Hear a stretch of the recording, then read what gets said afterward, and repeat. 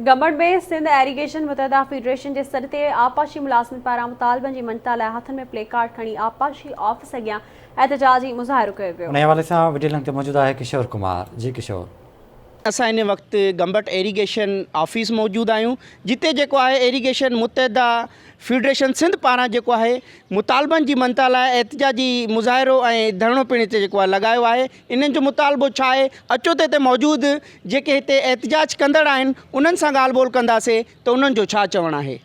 असां Sindh irrigation मुतहदा federation जा मज़दूर पंहिंजे हक़नि जी हासिलात लाइ सॼी सिंध में अॼु सरापा एहतजाज आहियूं।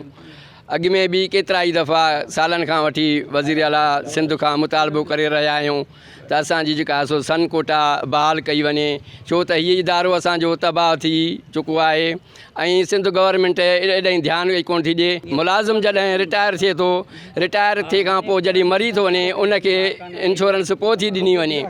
असां वज़ीर आला सिंध खां बिलावल भुट्टो ज़रदारी साहब खां ऐं जेके बि ऑफिसर आहिनि असांजा उन्हनि खां मुतालबो था कयूं त इंश्योरेंस वारी सवलाई तरीक़े सां जीअं रिटायर थिए थो मुलाज़िम उनखे ॾिनी वञे। जेके बि चार्ट ऑफ डिमांड्स असां पेश कयो आहे उहे सभु असांजा जाइज़ मसइला आहिनि। इन मां को बि तव्हांखे नाजाइज़ मसइलो लॻे बिला शक तव्हां असांखे उहो न ॾियो। ऐं असांजा जेके बि जाइज़ मसइला आहिनि ऐं ॿियनि सूबनि में इहे शयूं हर शइ मिली रही आहे। ॿियनि सूबनि में जेको आहे ग्रुप इंश्योरेंस बि मिले थी पई, असां वटि नथी पई मिले। ऐं असांजो जेको आहे यूटिलिटी अलाउंस जी ॾियो वञे। जेकॾहिं असांजा मुतालबा हल न थिया त इंशाअल्लाह ताला असां सखर खां वठी कराची ताईं लॉन्ग मार्च कंदासीं ऐं असां पंहिंजा हक़ वठी रखंदासीं। असांजे एरीगेशन में जेके आहिनि 28 खां 30 42 सालनि ताईं जेको आहे सो वीचारा महिनत करे सॼी उमिरि जेका आहे दारोगा बेलदार या पूरा एरीगेशन जो अमलो महिनत करे रहनि था पिया। उन जाइ ते जेको रिटायर थिए थो पियो उन रिटायर मुलाज़िम जी जाइ ते वरी ॿिया MNA MP जा माण्हू खॼी था अचनि, जेके काटन पाए बंगलनि में वेठा आहिनि।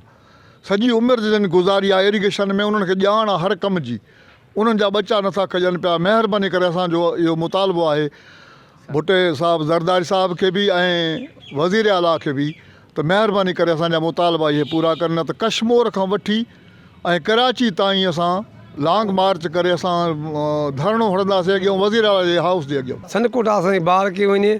असां बिलावल भुट्टो ज़रदारी खे बि अपील था कयूं, वज़ीर आला सिंध खे बि सनकोटा ऐं सिहत कार्ड जेको आहे ॿिनि खातनि खे मिले थो त असांखे छो नथो मिले।